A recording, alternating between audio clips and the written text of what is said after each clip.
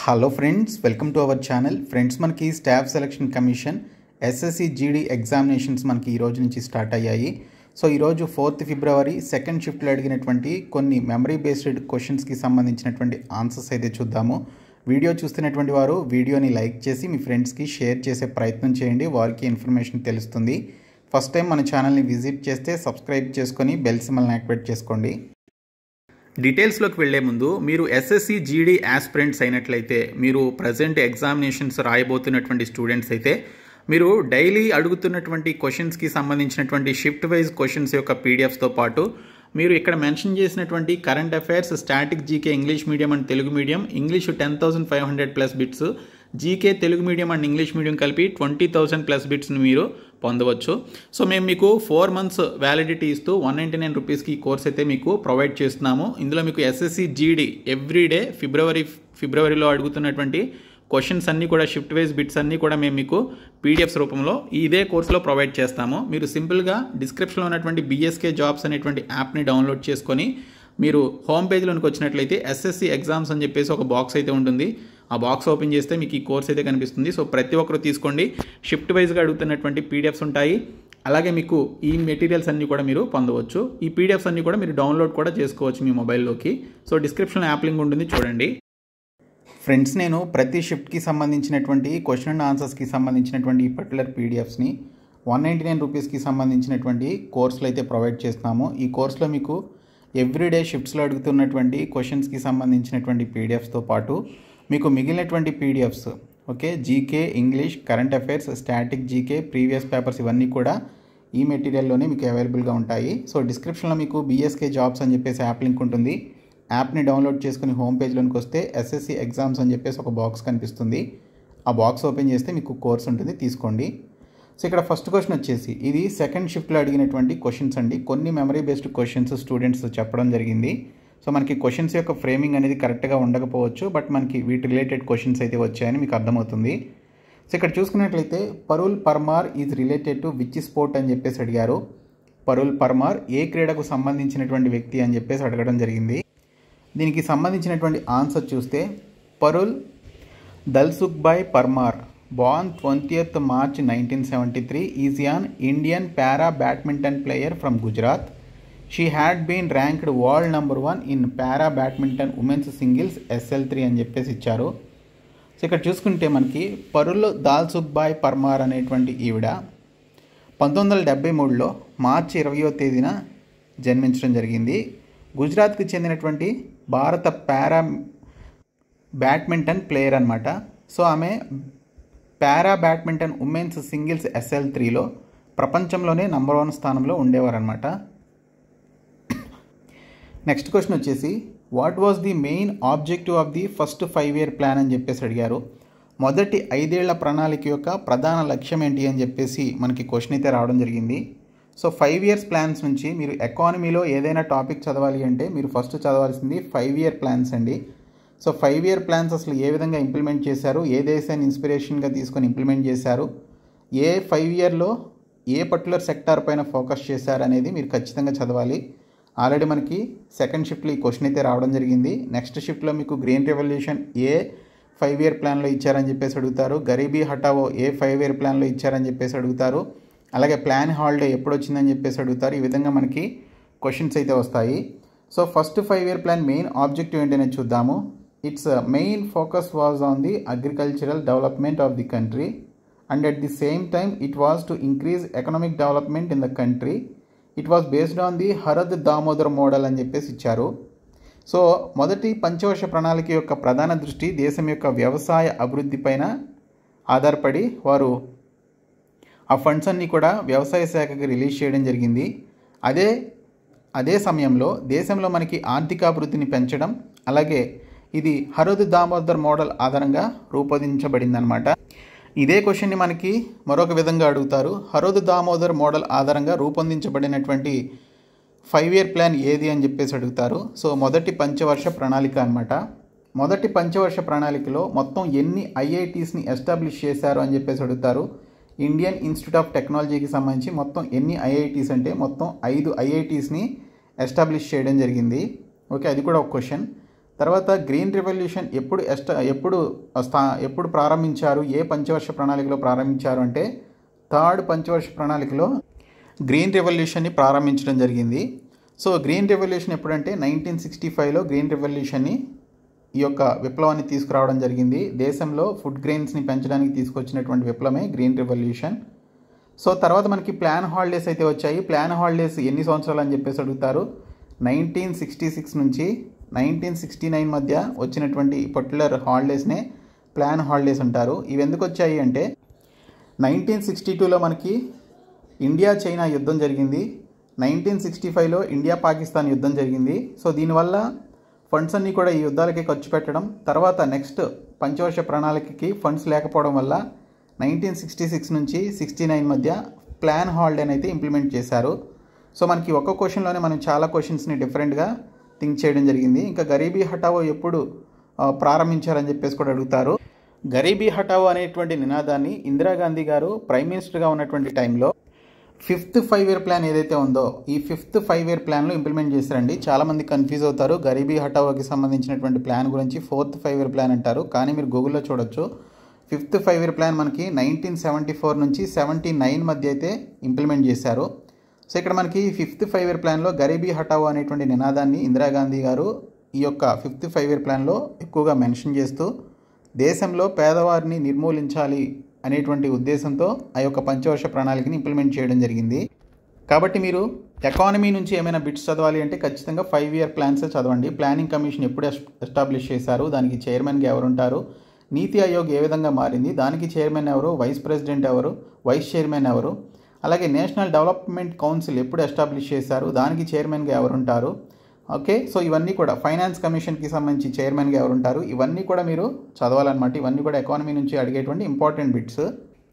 ఈ 5 year ప్లాన్స్కి సంబంధించి complete PDF material కూడా మేము 199 రూపీస్ కోర్సులో పెట్టాము. మీకు చాలా హెల్ప్ చేసేటువంటి మెటీరియల్స్ ఉన్నాయి అందులో. Next question, who was the prime minister of Britain when India became independent in 1947? 1947లో భారతదేశం స్వతంత్రంగా ఉన్నప్పుడు బ్రిటన్ ప్రధానమంత్రి ఎవరు అని చెప్పేసి అడిగారు. సో ఇక్కడ చూస్తే Clement Atlee. Okay, Clement Atlee అనేటువంటి ఈయన 1945 నుంచి 1951 మధ్య బ్రిటన్కి సంబంధించి ప్రైమ్ మినిస్టర్గా పనిచేయడం జరిగింది. సో ఇక్కడ అట్లీకి సంబంధించి చూసుకుంటే ఈయన మనకి స్వాతంత్రం వచ్చేటువంటి టైం నాటికి బ్రిటన్ ప్రధానమంత్రిగా పనిచేస్తూ ఉన్నారనమాట. Next question, what is the state religion of Bangladesh? Bangladesh రాష్ట్రం మతం ఏమిటి అని చెప్పేసి అడిగారు. రాష్ట్రం అంటే ఇక్కడ మనకి కంట్రీగా మనం పరిగణించాలి. So article 2A of the Bangladeshi constitution declares Islam as the state religion. However the Bangladeshi constitution also provides secularism. Okay, మతాలతో సంబంధం లేనటువంటి దేశంగా వారు సెక్యులరిజాన్ని కూడా వాళ్ళు ఆ కాన్స్టిట్యూషన్లో ప్రొవైడ్ చేయడం జరిగింది. సో బంగ్లాదేశ్ రాష్ట్ర మతం ఏమిటి అని చెప్పేసి క్వశ్చన్ అడిగితే బంగ్లాదేశ్ రాజ్యాంగంలోని ఆర్టికల్ 2A ఇస్లాంను రాష్ట్ర మతంగా ప్రకటించింది. సో ఇక్కడ మనకి బంగ్లాదేశ్ రాజ్యాంగం లౌకికవాదానికి కూడా ఇది అందిస్తుంది అని చెప్పేసి ఇచ్చారు. Next question, Kalinga dance belongs to which state? Kalinga నృత్యం ఏ రాష్ట్రానికి సంబంధించినది అని చెప్పేసి అడిగారు.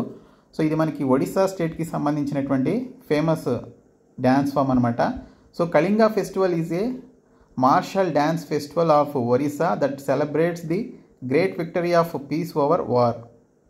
సో ఒరిస్సా స్టేట్లో జరుపుకునేటువంటి కళింగ ఫెస్టివల్ ఒరిస్సా యొక్క యుద్ధ నృత్య పండుగ. ఇది యుద్ధంపై శాంతి యొక్క గొప్ప విజయాన్ని జరుపుకుంటుంది అని తెలిపేటువంటి కళింగ నృత్యం అనమాట. సో మీరు డ్యాన్స్ ఫామ్స్ ఖచ్చితంగా చదవాలి. క్లాసికల్ డ్యాన్స్ ఫామ్స్ అలాగే ఫోక్ డ్యాన్స్ ఫామ్స్ ప్రతి స్టేట్కి సంబంధించి ఉంటాయి. ఖచ్చితంగా మనకి ప్రతి షిఫ్ట్లో ఈ టాపిక్ నుంచి క్వశ్చన్ లేకుండా మనకు అసలు ఎస్ఎస్సి ఎగ్జామే ఉండదు. అలాగే మీరు డ్యాన్స్ ఫామ్స్తో పాటు మీరు చదవాల్సింది musical instruments and their famous musicians అనమాట. ఇవన్నీ కూడా మేము మెటీరియల్స్ ప్రొవైడ్ చేశాము. తర్వాత next question, which 5 year plan was suspended 1 year before the time schedule by the Janata party? So మీరు ఇక్కడే చూసినట్లయితే మనకి 5 year ప్లాన్స్ గురించి 2 questions అడిగారు సెకండ్ షిఫ్ట్లో. జనతా పార్టీ ఏ 5 year ప్లాన్కి సంబంధించినటువంటి 1 సంవత్సర షెడ్యూల్ని ముందే ఏ 5 ఏళ్ల ప్రణాళికకి సంబంధించి నిలిపివేసింది అని చెప్పేసి అడిగారు. సో ఇక్కడ చూసుకుంటే 5th 5 year ప్లాన్ అండి. సో 5th 5 year ప్లాన్ మనకి 79 వరకు ఉండాలి, కానీ 78 వరకే ఉంది.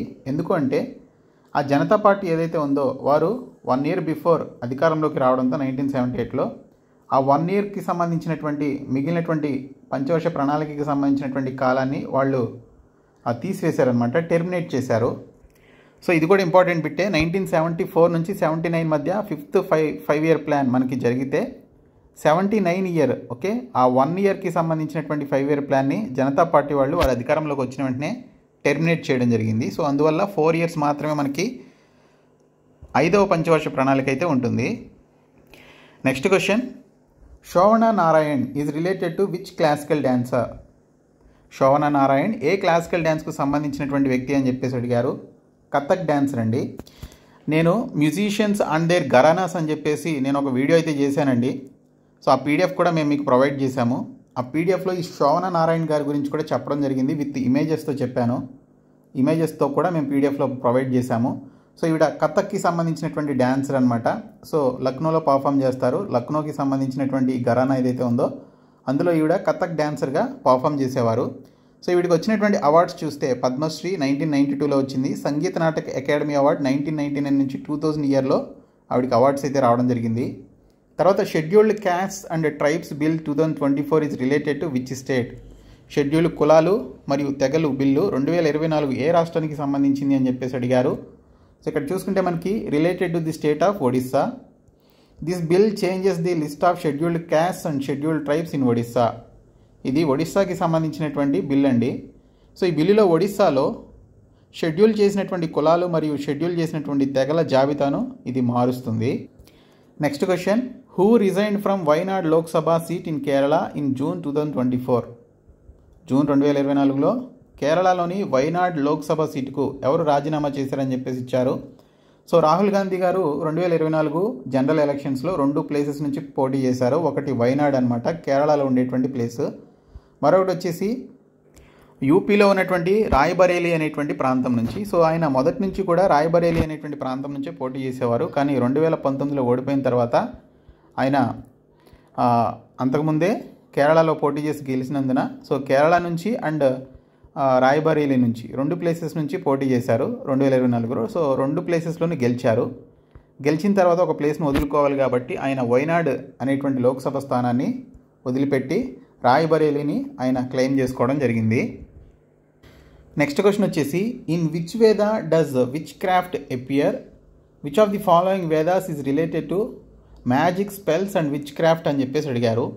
సో మంత్ర విద్య ఏ వేదంలో కనిపిస్తుంది అని చెప్పేసి అడగడం జరిగింది.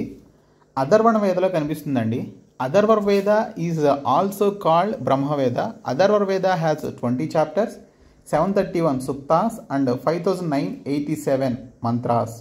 అథర్వ వేద ఇన్క్లూడ్స్ బోత్ వర్స్ అండ్ ప్రోస్కి సంబంధించింది ఇంక్లూడ్ చేస్తుంది.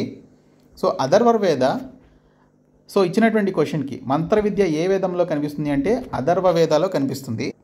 సో ఇక్కడ మనకి అథర్వ వేదాను బ్రహ్మవేద అని కూడా పిలుస్తారు. అథర్వ వేదకు 20 అధ్యాయాలు, 731 సూక్తాలు మరియు 5987 మంత్రాలు అయితే ఉన్నాయి.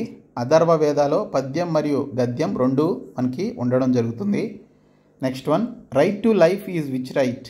జీవిత హక్కు లేదా జీవించే హక్కు దేనికి సంబంధించిన హక్కు అని చెప్పేసి అడిగారు. The right to life is a fundamental right under article 21 of the Indian constitution. This right gives every person the right to live. Okay, so జీవించేటువంటి హక్కు భారత రాజ్యాంగంలో ఆర్టికల్ 21 ప్రకారం మనకి ఇది ప్రాథమిక హక్కు అనమాట. ఈ హక్కు ప్రతి వ్యక్తికి కూడా జీవించేటువంటి హక్కునైతే ఇస్తుంది. Next question, Nilgiri mountain range is spread across the borders of which 3 Indian states? Nilgiri పర్వత శ్రేణి ఏ 3 భారతీయ రాష్ట్రాల సరిహద్దుల్లో విస్తరించి ఉంది అని అడిగారు. సో అది మనకి తమిళనాడు, కేరళ అలాగే కర్ణాటక స్టేట్స్లో విస్తరించి ఉంది. So Nilgiri hills which are at the confluence of Eastern and Western Ghats. Its highest peak is Doddabetta peak with the height of 2637 meters అని చెప్పేసి ఇచ్చారు. సో నీలగిరి హిల్స్లో హైయెస్ట్ పీక్ అంటే అతి ఎత్తైన పర్వతం వచ్చేసి దొడబెట్ట అనేటువంటి పర్వత శిఖరం అనమాట. దాని యొక్క హైట్ వచ్చేసి 2637 meters అండి. ఓకే, ఇది కూడా గుర్తుపెట్టుకోండి. సో ఇక్కడ చూసుకుంటే మనకి నీలగిరి కొండలు ఇవి తూర్పు మరియు పశ్చిమ ఘాట్ల సంగమం వద్ద ఉన్నాయి. దీని ఎత్తైన శిఖరం 2637 మీటర్ల ఎత్తులో దొడబెట్ట అనేటువంటి శిఖరం అయితే ఉంది. Next question, which is the fastest growing state according to the sustainable development goals SDG report 2023-24? Sustainable development goals SDG నివేదిక 2023-24 ప్రకారం వేగంగా అభివృద్ధి చెందుతున్నటువంటి రాష్ట్రం ఏది అని చెప్పేసి అడిగారు. సో ఇక్కడ చూసుకున్నట్లయితే మనకి ఉత్తరప్రదేశ్ అండి. So Uttar Pradesh score increased by 25 points అనమాట. Followed by Jammu and Kashmir, Uttarakhand and Sikkim states మనకి ఇక్కడ ఆ పాయింట్స్లో టాప్లో ఉన్నాయి. సో ఉత్తరప్రదేశ్ అనేది సస్టైనబుల్ డెవలప్మెంట్ గోల్స్కి సంబంధించినటువంటి నివేదిక 2023-24 ప్రకారం వేగంగా అభివృద్ధి చెందుతున్నటువంటి రాష్ట్రాల యొక్క జాబితాలో టాప్లో అయితే ఉంది. Next question, in which of the following Indian states is Lokrang festival is celebrated? కింది వాటిలో భారత రాష్ట్రాల్లో లోక్రాంగ్ ఫెస్టివల్ ఎక్కడ జరుపుకుంటారని చెప్పేసి అడిగారు. సో ఈ ఫెస్టివల్ మనకి మధ్యప్రదేశ్లో జరుపుకుంటారండి. ఓకే, సో ఇక్కడ చూసుకుంటే Lokrang festival was celebrated in Madhya Pradesh. Lokrang Mahotsav is celebrated every year on 26th January. It is celebrated for 5 days. 5 రోజుల పాటు జరుపుకునేటువంటి పండుగ ఇది లోక్రాంగ్ అనేటువంటి ఫెస్టివల్. సో దీనికి సంబంధించి చూస్తే the programme is organised by Madhya Pradesh tribal folk arts academy. ఈ కార్యక్రమాన్ని మధ్యప్రదేశ్ గిరిజన జానపద ఆర్ట్స్ అకాడమీ వారు నిర్వహించడం జరుగుతుంది. సో ఇవి మనకి వచ్చినటువంటి కొన్ని మెమరీ బేస్డ్ క్వశ్చన్స్. సో మనకి ఇంగ్లీషు రీజనింగ్ అయితే ఈజీ టు మోడరేట్ ఉందండి. జీకే అండ్ మ్యాథమెటిక్స్ వచ్చేసి మనకి కొంచెం మోడరేట్గా ఉంది, అంటే కొంచెం డిఫికల్ట్గా ఉందన్నమాట. సో మీరు మంచి స్కోర్ అయితే చేసుకునే అవకాశం ఉంది. 55 నుంచి 60 మార్క్స్ వరకు, 55 నుంచి 60 క్వశ్చన్స్ వరకు మీరు అటెంప్ట్ చేసే అవకాశం అయితే ఉంది. సో 110 to 120 మార్క్స్ మీరు తెచ్చుకోవడానికి అవకాశాలు అయితే ఉన్నాయి. సో ఆన్ అండ్ యావరేజ్ అనమాట. సో ఈ వీడియోని మీ ఫ్రెండ్స్కి షేర్ చేయండి. మేము ప్రొవైడ్ చేసిన 199 రూపీస్ కోర్స్ తీసుకోండి. Thank you so much guys.